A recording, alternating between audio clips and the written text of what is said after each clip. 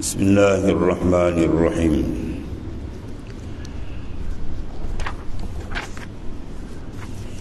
وقال النبي صلى الله عليه وسلم آية العز وقل الحمد لله الذي لم يتخذ ولدا ولم يكن له شريك في الملك ولم يكن له ولي من الذل وكبره تكبيرا. Hadis yang ke-6 sebagai ayat yang menunjukkan akan kemuliaan Allah Subhanahu wa taala. Ayatul Izz. Ya'tulah wa qulil hamdulillahilladzi lam yattakhiz walada wa lam yakul lahu syarikun fil mulk wa lam yakul lahu waliyyun minadh-dhulli wa kabbirhu takbira. Dan katakanlah segala puji bagi Allah Subhanahu wa taala. Tidak mempunyai anak dan tidak mempunyai sekutu dalam kerajaannya. Dan dia bukan pula hina yang memerlukan penolong dan memerlukan penolong, dan agungkanlah dia dengan pengagungan yang sebesar-besarnya. Maksudnya hadis ini menunjukkan kemuliaan Allah Subhanahu wa taala dan menyalahi daripada segala yang baharu. Ayat menunjukkan bahawasanya kebesaran dan keagungan Allah Subhanahu wa taala yang tidak ada sedikit pun jalan kesamaan dengan ciptaannya, iaitulah makhluk yang di dalam kekuasaannya, yang bersifat sentiasa berhajat, bergantung kepada Allah Subhanahu wa taala. Wa qala Nabi sallam ibtaghu ar-rif'ah indallahi tahlumu amman jahila alaika wa tu'ti man haramak. Tuntutlah ketinggian darajat di sisi Allah Subhanahu wa taala. Yang demikian maulah engkau berlemah lembut dengan sesiapa jua yang buat tidak kenal mengenal akan dikau. Dan lagi mahulah engkau memberi kepada mereka yang mana tidak telah memutuskan ia akan kehormatan kau. Dalam hadis ini Rasulullah sallallahu alaihi wasallam menyeru kepada dua perkara, iaitu melatih rohani kita dan jiwa kita supaya melakukan perkara yang agak sukar, ya, iaitu berlemah lembut walaupun dengan orang yang membuat perhubungan yang kurang elok dengan kita, ya, dia tidak mengenali kita, tapi kita jangan membalas sedemikian. Itulah hendaklah kita layan dengan cara yang baik. Ini sudah tentu bertentang dengan angin nafsu seseorang.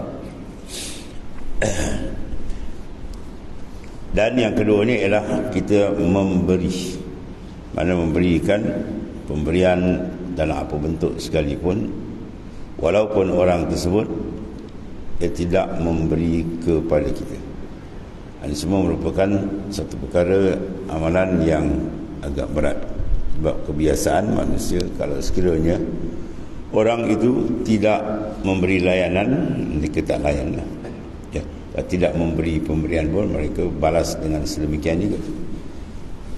Itu di antara cara untuk mendekatkan seseorang perjalanan Allah Subhanahu wa taala. Dan kaedah umumnya idkhalus surur fi qalbil mu'min ibaratun, memasukkan kegembiraan dalam hati orang beriman itu setengah daripada ibadah. Ini di antara perkara yang disuruh oleh baginda sallallahu alaihi wasallam, sekaligus menguji kedudukan qalbi itu. Hadis yang ke-8, abghadul ibadi ila Allah man kana sawbahu khairan min amalih an takuna siyabuhu siyabal anbiya wa amaluhu amalal jabbarin. Rawahu Dailami an Aisyah. Abghadul ibad, sebenci-benci makhluk kepada Allah Ta'ala.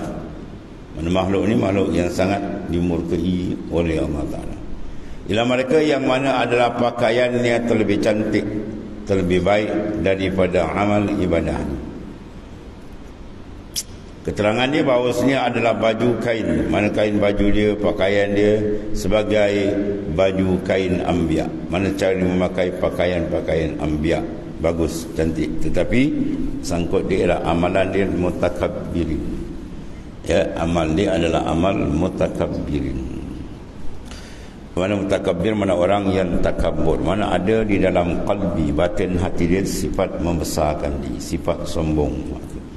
Mana tidak sejajar dengan pakaian. Maksud di sini bukan disuruh kita membuang pakaian zahir, tidak. Disuruh kita apa saja yang ada pada Rasulullah SAW naklah kita ikut.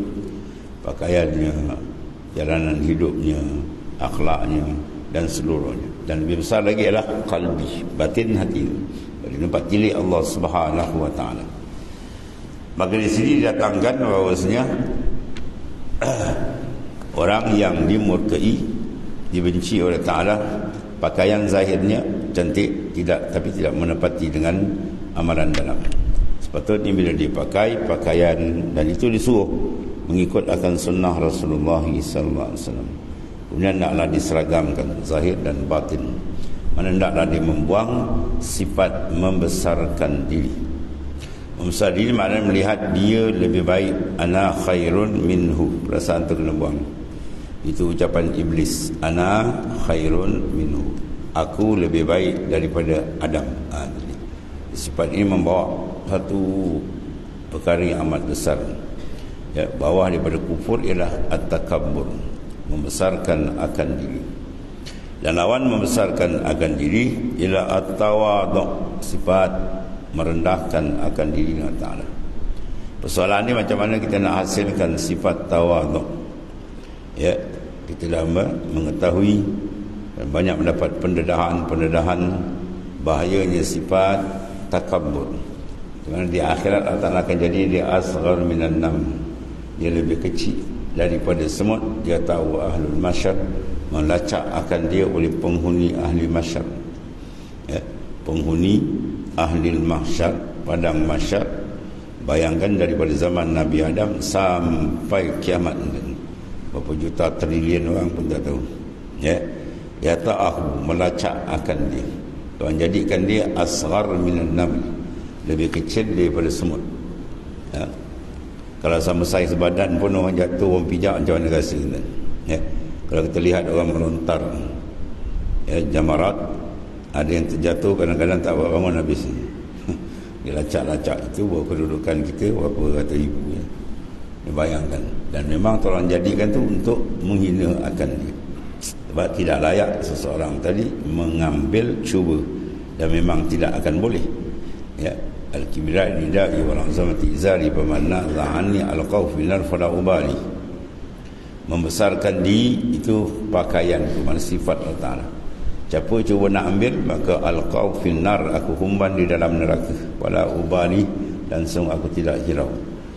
Jadi banyak daripada ayat Quran dan juga hadis-hadis sahih daripada Nabi sallallahu alaihi wasallam yang menerangkan betapa bahayanya sifat membesarkan akan diri. Sebaliknya kita kena pakai sifat sebaliknya, itu sifat at-tawadhu, merendahkan akan diri. Dan banyak daripada ayat Quran dan hadis sahih menerangkan kelebihan dia, yang telah dipaparkan oleh Al-Quran dan hadis sahih Nabi sallallahu alaihi wasallam. Persoalan dia macam mana kita nak pakai, macam mana kita nak iktisaf dengan sifat tersebut. Maka ulama menerangkan bahawasanya sifat takabur lawan dia ialah at-tawadhu. Maka tawadhu, ta'rif dia ialah at-tawadhu al-haqiqi, ma kana nasyi'an min syuhudil azamati rabbi. Sifat tawadhu yang sebenarnya ia terjadi daripada mana? Dia terbina daripada ru'yah, memandang, syuhud akan Allah Ta'ala. Sebab bila kalbi insan itu dihadapkan oleh Allah kepada hadrat dia, ketiga itu dengan merasakan kebesaran dan keagungan Tuhan yang maha dahsyat, dia akan tunduk. Sebab perangai manusia, kalau dia tengok orang lain tak ada, dia rasa dia besar. Kalau tengok keliling semua besar-besar, dia tunduk lah. Itu perangai insan. Jadi syuur qalbi kita, kesedaran merasakan kebesaran Allah Ta'ala dan keagungan, itu satu obat yang besar. Maka datang ini adalah banyak melakukan ingatan kepada kebesaran. Itu panggil azik. Zikir adalah perkara yang sangat penting. Bila banyak zikir dengan memahami dan menghayati, maka semua kalimah-kalimah azkar zikir tadi menunjukkan kebesaran, keagungan, kedahsyatan Allah yang maha dahsyat. Maka bila dia terasa betul, maka dia akan tunduk. Itu obat ini. Waktu qalbi, selama dia tidak terasa kebesaran Tuhan, dia akan jadi begitulah, berpusing. Dia liar, takkan dapat duduk dengan tempat yang sebenar yang dikehendaki, iaitu menzahirkan sifat tawaduk kepada Allah Subhanahu wa taala.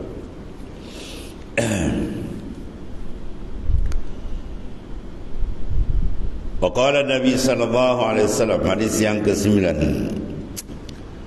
ablighu hajata man la yastati'u iblagha hajatihi, faman ablagha sultanan hajata man la yastati'u iblagha sabbatallahu qadama 'ala sirat yaumil qiyamah. Ini tajuk lain. Kalau hadis ni tak ikut tajuk, ikut susunan huruf, ya. Ini kita mula dengan huruf alif hamzah. Di sini satu tawaran besar dan ini sangat-sangat penting. Iaitulah Allah Ta'ala menetapkan kaki insan ketika dia berjalan di atas sirat. Ya. Kalau dalam syarah Sahih Muslim, panjang dia bukan 17,000 tahun. Macam mana jalan tu? Panjang sirat tu, panjang dia. Dalam dia pula tu, dan api yang amat dahsyat. Suatu ketika Rasulullah SAW dengan sahabat duduk, lalu dia terdengar, mereka ni terdengar satu wajbah dentuman yang sangat kuat. Lalu Rasulullah SAW bertanya kepada sahabat, tahu tak apa? Sahabat nyatakan Allah dan Rasulullah lebih mengetahui. Maka Rasulullah SAW nyatakan itulah batu yang baru saja sampai ke dasar neraka Jahannam, yang mengambil masa terlama 70 tahun. Bayang tadi. Kalau 70 tahun dunia pun, Masya Allah. Daripada atas kalau kita cempak batu besar, kalau lautan dunia tak sampai 20 kilo kan. Kalau kita jempak sekejap dah sampai. Ni bayangkan 70 tahun. Dia pergi batu besar punya pergi berdesuk. Itulah dalamnya neraka yang cukup hebat. Atasnya pula tengok keadaan, ada orang yang melintah berbagai-bagai cara. Ada yang macam kilat pun ada, macam angin yang pantas pun ada, ya. Ada yang memakai kenderaan sembelihan korban gitu dengan ikhlas, ada yang berjalan, ada yang mengesut, ada yang merangkak, ada yang baru nak pijak, ada kena sambal pun ada. Ya, itu mengikut ahwal mereka. Maka ulama menyatakan gambaran ini dapat kita lihat bagaimana kita mengolah titian perjalanan hidup kita. Kita nak tahu titian sirat kat sana, besok gambaran kat sini. Bermana ada di kalangan mereka yang laju mengerjakan amal saleh dengan begitu kuat, atau menandakan lajulah dia melintas. Tersangkutnya insan di sirat melambang ataupun menggambarkan dia tersangkut di dunia dulu dengan perintah Allah Ta'ala. Perintah Tuhan dia sangkut, nak buat tak lepas, ya. Dia buat dia benda haram, pum, tu tanda dia jatuh. Dan ada satu gulungan yang dia jatuh bangun, tapi lepas, ya. Atau suspend tu dia jatuh bawah neraka, bangun balik, mana dia bertaubat. Kemudian dia berjalan balik, jatuh lagi maksiat, dia cepat taubat, dia bangun. Itulah keadaan yang berbagai-bagai. Dan samping sana ada satu benda yang mengerunkan lagi, iaitu kalalib. Dia ada pengait. Bila dia lalu tu malaikat kait. Siapa yang terkait? Mereka yang terkait di dunia dengan perkara-perkara yang tidak diizin oleh Allah Ta'ala. Dan dia tidak sempat membasuhnya dengan istighfar, maka ajal pun menyambar dia. Atas sebab kita sentiasa banyak melakukan istighfar, taubat kepada Allah Subhanahu Wa Ta'ala. Itu dipanggil kalalib, pengait. Allah Karim. Jadi oleh kerana itu kita nak nampak gambaran sini di sinilah. Jadi mereka yang pantas mengerjakan amal saleh menandakan pantas di sana. Kalau sebaliknya dia lambatlah. Ya, atau yang gerun ni.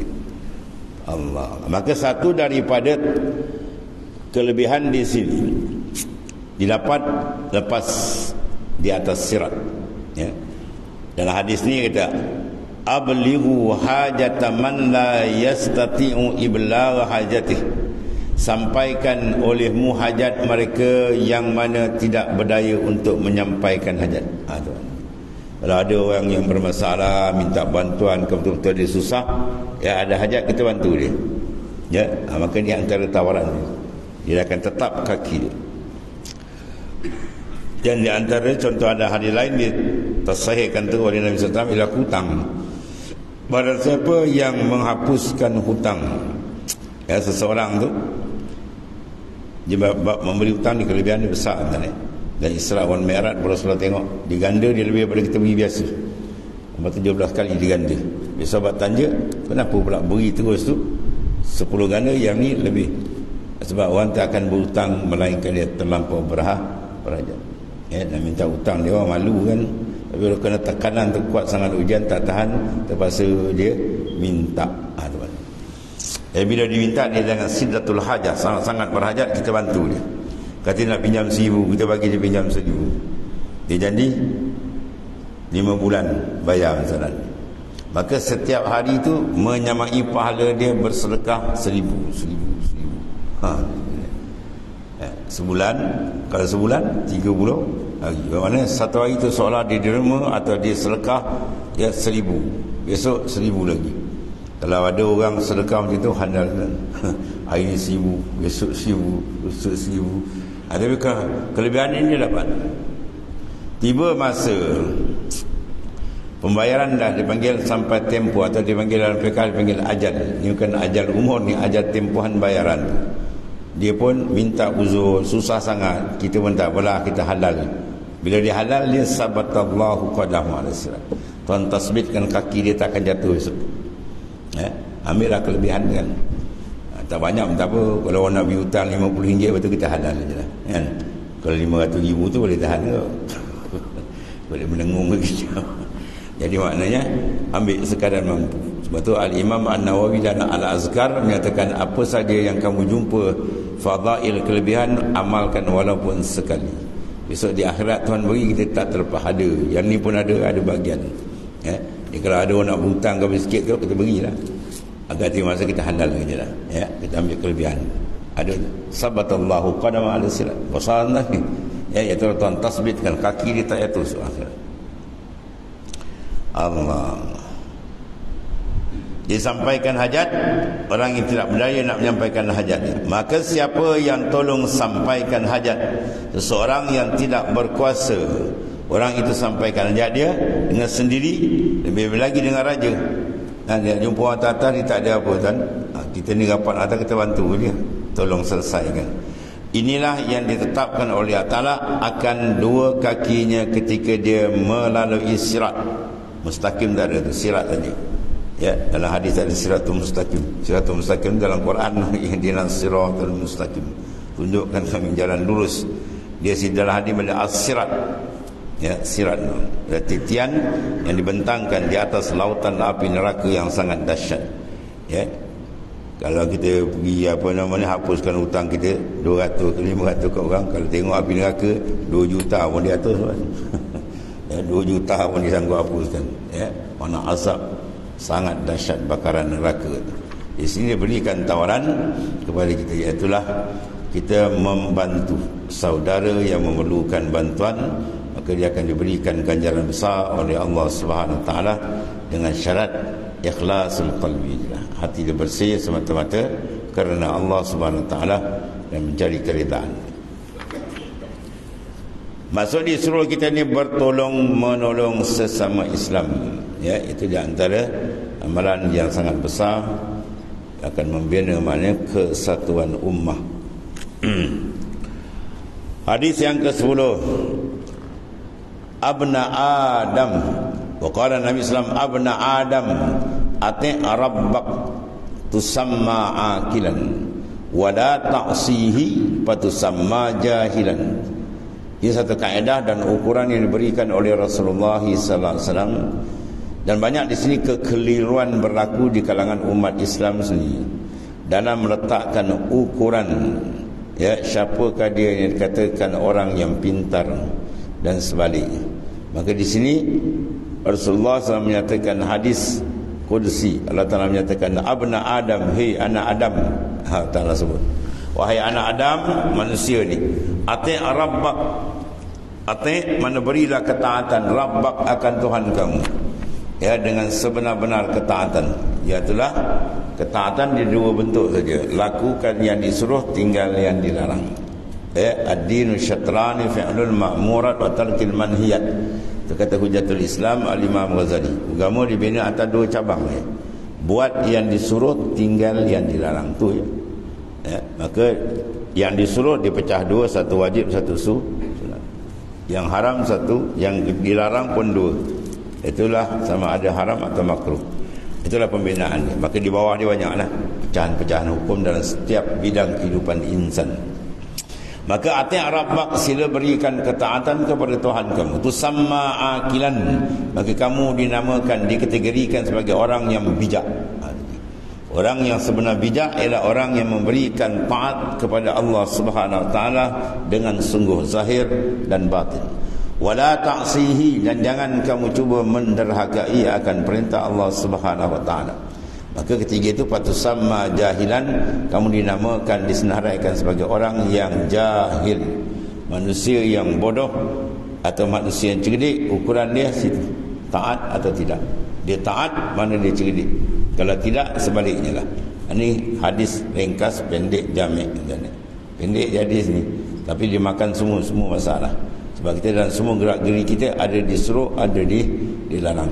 Jadi maknanya kita taat dengan sungguh. Persoalan dia macam mana nak taat, itu besar kali ilmu lah. Macam mana manusia nak meninggalkan benda yang dilarang, dan macam mana manusia nak mengerjakan benda disuruh dalam keadaan apa yang dilarang disuruh dia tak tahu, ya, nak buat apa itu. Sebab tu kita kalau ada satu program besar, kan, program besar, maka yang pertama-tama sekali apa yang penting, dia akan beri taklimat, kan. Orang datang nak buat program besar ni semua nunggu. First sekali, mula-mula sekali dia akan beri taklimat. Oh, dia boleh susun. Ni orang semua tunggu taklimat, tak nak buat apa. Pagi petang tengah dia kena ada taklimat. Bila taklimat, orang tahu, wah, ni benda kena buat. Jadi taklimat kita adalah Al-Quran wa Sunnah. Kalau tak nak beri taklimat dalam Nabi pula beri syarah nanti, baru kita faham bahawa benda ni kena buat, benda ni kena tinggal, baru dia sah, ya, maknanya dapat mengerjakan perintah dengan betul. Jadi oleh kerana itu letakkan al-ilmu imamul amal, ilmu sebagai imam kepada amal. Sebab itu syukur banyak bila Allah Ta'ala bantu kita, tolong kita, tempatkan dalam kalbi kita perasaan minat, menimba dan memperkasakan akan ilmu Allah Subhanahu Wa Ta'ala. Lebih lagi kedudukan kita di akhir zaman, satakunu fitan fi akhir zaman la yanju minha illa bil ilm. Akan datang fitnah, ujian begitu banyak di akhir zaman, tak akan selamat seorang melainkan dengan ilmu yang sebenarnya. Itu di antara banyak lagi pesanan-pesanan bagi dia sallallahu alaihi wasallam. Jadi ukuran manusia itu cerdik atau tidak, ya, adalah ketaatan diberi atau tidak. Diberi ketaatan yang sungguh kepada Ta'ala, maka disenaraikan dalam golongan akil, mana orang yang pintar. Maksud dia mengarahkan kita siang dan malam kepada memberikan ketaatan yang sungguh kepada Allah Subhanahu Wa Ta'ala.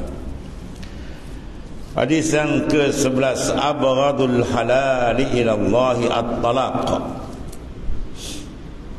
Benda halal, abghadul halal, sebenci-benci benda yang halal, ila Allah kepada Ta'ala, ila at-talaq. Talak halal, tapi benda itu Tuhan benci, ya. Maksud dia apa? Benda yang tak digemari kalau kita lah, kan. Sebab bergoncang aras bila talak dilakukan. Sebab tu Tuan Guru saya dipesan, jangan talak isteri, tambah tak apa. Oh, ke orang lelaki orang lelaki memang suka. Talak jangan, tambah tak apa. Ya. Itu maknanya apa? Sebab penceraian kalau kita tengok banyak kes-kes, ya, anak-anak menjadi masalah, ambil dadah dah begitu, ini kes penceraian. Jadi bapa dah cerai anak dah. Jadi dia tak lepas, dia ambil jalan ringkas yang merosakkan dia, macam-macam benda jadi. Sebab tu talak maknanya elakkan, sebab boleh Tapi kalau sampai peringkat darurah, itu lain lah. Memang tak boleh lagi dah. Kan? Kalau contohnya perang. Jadi perang besar. Sebab tu dalam Islam kita tengok pertama sekali kalau rasa nak talak, rasa lain macam, dia suruh apa? Bagi nasihat. Tak boleh juga asing tempat hidup. Last tak boleh juga runding. Ya, fabansu hakaman min ahlihi wa hakaman min ahliha. Antara wakil runding. Lah tak boleh juga baru pun satu, dua, tiga. Sekali bagi tiga betul menengung tu. Ni garang sangat bagi tiga betul menengung. Lagi dia talak. Ya, seperangkat syariat tu. Ya, anda jangan mak kita loncat terus. Itu di antara pesanan baginda sallallahu alaihi wasallam, ya. Maksud disuruh kita berhalus, cermat, ya, dan panjang, beringat panjang tentang menceraikan isteri tadi, ya. Yang mana yang terkhali pada asbab. Terkhali campur Arab. Yang ini tersunyi, tak ada sebab-sebab dia ni bercerai, kan. Jadi mana jangan pantas sangat, cari jalan supaya jangan bercerai, kan. Habis. Wa qala Nabi sallallahu alaihi wasallam, atani Jibril faqal ya Muhammad ish ma syi'ta fa innaka mayyit wa ahbib ma syi'ta fa innaka mufariquh wa amal ma syi'ta fa innaka majziyum bih wa'lam anna syarafal mu'min qiyamuhu bil lail wa izzuhu istighna'uhu 'anil nasi. Atani, datang akan laku, kata baginda Islam, Jibril, oleh malaikat Jibril alaihissalam. Faqal, lalu Jibril menyampaikan ucapan dia kepada baginda sallallahu dengan berkata, ya Muhammad ish ma syi'ta.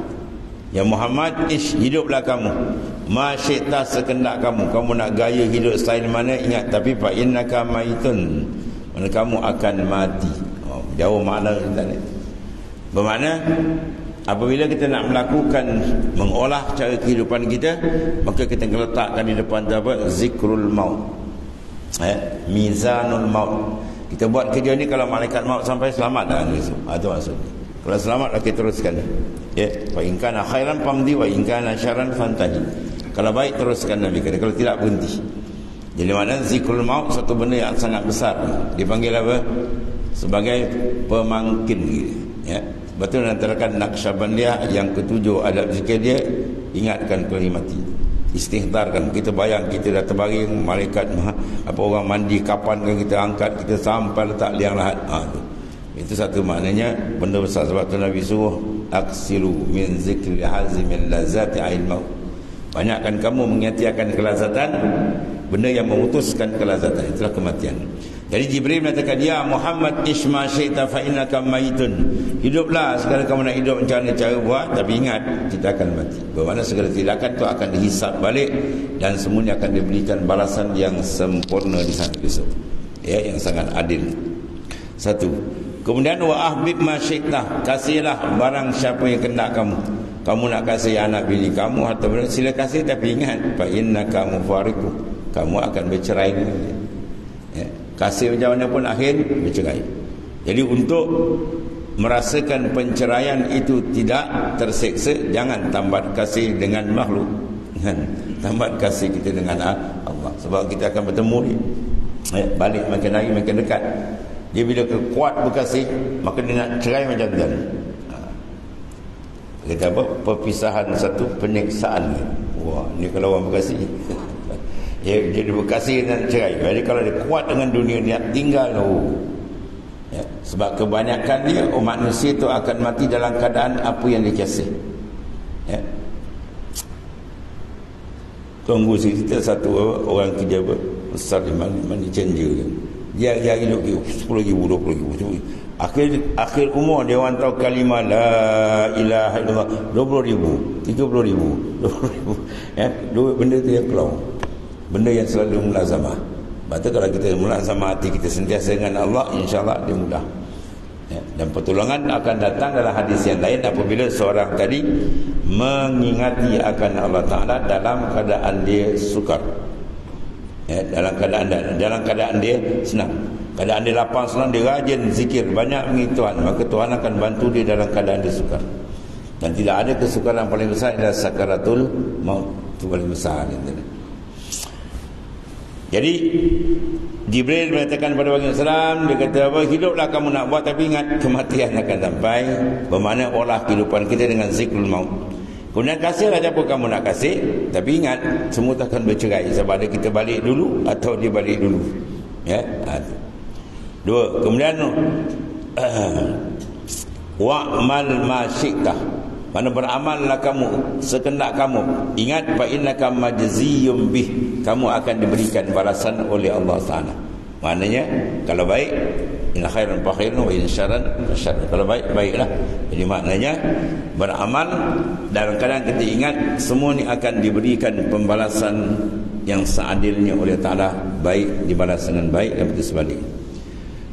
Berapa dah tu pesanan? Ya, 2, 3. Yang keempat, wa'lam, ketahui ilmu, anna syarafal mu'min, sesungguhnya syaraf mukmin, kemuliaan yang ada pada orang beriman, qiyamuhu bil lail, dia bangun pada waktu malam.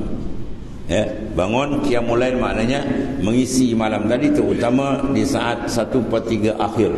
Itu dalam hadis sahih, pintu langit dibuka. Bila 1/3 akhir, pukul 3 start. Ya. 12 jam bagi 3, 4 jam, kan? Mula malam tu apa? 7 campur 4, 11. Campur lagi 4 apa? 15. 15 pukul 3 lah start tu, ya. Putihat abwaabus sama', pintu langit dibuka. Tidak siapa yang berdoa melainkan semua dimakbulkan, tidak apa yang minta ampun melainkan diberi keampunan oleh Allah Ta'ala. Masa tu besar. Jadi syaraf kemuliaan bila dibangun. Lawan kemuliaan apa tuan?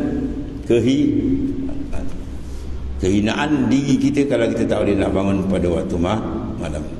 Waktu dalam hadis lain yang banyaklah dalam bab ni. Bila seorang terbangun kata pukul 3, 4:30 ke 3:30 dia bangun kan, terkelip dia tidur balik. Dia dah sadar dia tidur balik. Babala syaitanu fi uzunai, syaitan kencingkan telinga dia. Waktu sebuh ya. Bangun walaupun 2 rakaat buat, ya. Dan di antara hadis menceritakan ini besar, orang yang mengekalkan qiyam, insya-Allah dia lepas azab kubur. Oh, ini bukan besar, bukan kecil anak. Ya, diberikan balasan lepas siksaan kubur, dia lepas. Ada di antara kelebihan orang yang mengekalkan akan qiyamul lail. Jadi Nabi kata wa'lam anna syarafal mu'min, ketahuilah kemuliaan mukmin itu bangun pada waktu malam. Kemudian wa'izzuhu, dan kemuliaan dia juga orang mukmin tadi, izzah yang ada pada orang mukmin apa? Istighna'uhu anin nasi, terkaya hati dia daripada manusia. Mana hati dia tak pernah menyangkutkan pada manusia, kena dia bergantung hanya dengan Allah Ta'ala. Ini di antara pesanan besar daripada baginda sallallahu alaihi wasallam, ya. Dan satu lagi hadis Rasulullah SAW, atani at min rabbi fa akhbarani annahu man mata min ummati la yushriku billahi syai'an dakhala al-jannah. Qala fa qultu wa in zana wa in syarak, qala wa in zana wa in syarak. Masyaallah. Rawahul Muslim, hadis sahih. Atani at, datang dari sisi Allah Ta'ala seorang malaikat yang mengkhabarkan. Jibril datang, dia akan biasa jumpa berupa apa? Dihyatul qalbi. Dihyah al-qalbi. Ya telah siapa saja, ya, man mata min ummati, barang siapa yang mati di kalangan umatku dalam keadaan la yusyriku billahi, dia tidak melakukan syirik dengan Ta'ala, syai'an satu pun. Jawab dia, dakhalal jannah, dia akan masuk syurga. Ketika dia keluar umur nyawa dia dihembuskan nafas akhir, kedudukan dia tetap masih beriman, tidak bergoyang. Tapi ingat tuan-tuan ni, saat itu ujian berat. Syaitan yang besar-besar dia datang, kadang dia serupa dengan ibu bapa kita. Matilah di atas agama Nasara, mati atas agama Yahudi. Wow, macam-macam. Itu kalau tak ada bantuan tak betul-betul. Satu ulama besar wali besar, ulama besar, ketika dia mengalami sakaratul maut, anak murid dia talqinkan zikir la ilaha illallah, apa dia jawab? Bohong. Anak murid tu penganjat, ulama besar kan jalan-jalan, hantar lagi dia kata bohong. Tak ada pening kepala dia. Takdirnya ditaati. Tak ada kematian tak boleh sampai. Dia sedar balik bila orang tanya, kenapa ya Sayyidi Syekh ketika kami hantar la ilaha, Tuhan kata bohong? Mana ada kata kami hantar. Yang aku kata bohong tu, kita aku tengah bergembah, tengah berlawan dengan syaitan. Syaitan kata matilah atas agama Yahudi. Bohong, tak betul gitu. Jadi makna suara dia hantar tu sampai tak dengar tadi. Dia tengah bergentap. Itu ulama besar kan jalan-jalan tadi. Macam mana kita tak tahu sesuatu. Allah, kita minta sangatlah ya. Tak ingat tadi, barang siapa yang rajin menyebut Allah, mengingati Allah pada waktu dia lapang, maka Tuhan akan bantu di waktu susah. Maka saat susah yang paling hebat ialah sakaratul maut. Banyak kesimpulan dia banyak zikir. Banyak zikir. Penat dengan mulut, dengan hati banyak. InsyaAllah dia dapat pertolongan. Baik. Jadi bila dia tidak melakukan syirik, maka dia masuk syurga. Sahabat tanya, faqultu wa in zana wa in syarak. Kalau dia berzina ya Rasulullah, dan kalau dia mencuri? Rasulullah jawab, in zana wa in syarak. Walaupun dia berzina, walaupun dia mencuri, bila iman dia itu, mana dia ada peluang untuk masuk syurga. Ya. Sebab syurga tidak boleh menerima penghuninya secara tetap apabila penghuni itu ada iman dalam qalbi dia, walaupun sikit. Tapi kalau lama gendam teruk juga. Jadi maknanya apa? Sini bukan disuruh wala in zana wa in syara, boleh berzina macam ni, bukan. Maksud dia apa? Keampunan Tuhan hukum mana pun dia akan dapat juga untuk menjadi ahli syurga sekiranya iman dia tidak tertanggal, sekiranya dia tidak melakukan syirik kepada Allah Subhanahu wa taala. Itu maksudnya. Besarnya rahmat Taala ke atas orang yang menjaga akidah dia supaya jangan jadi rosak. Tapi kalau dia agak akidah dah cantik, takkan dia berzina, takkan dia mencuri, dan kalau terbuat cepat dia bertaubat atau masuk. Kemudian atani atin min indi rabbi azza wa jalla wallahu a'lam. Sadaqah Rasulullah.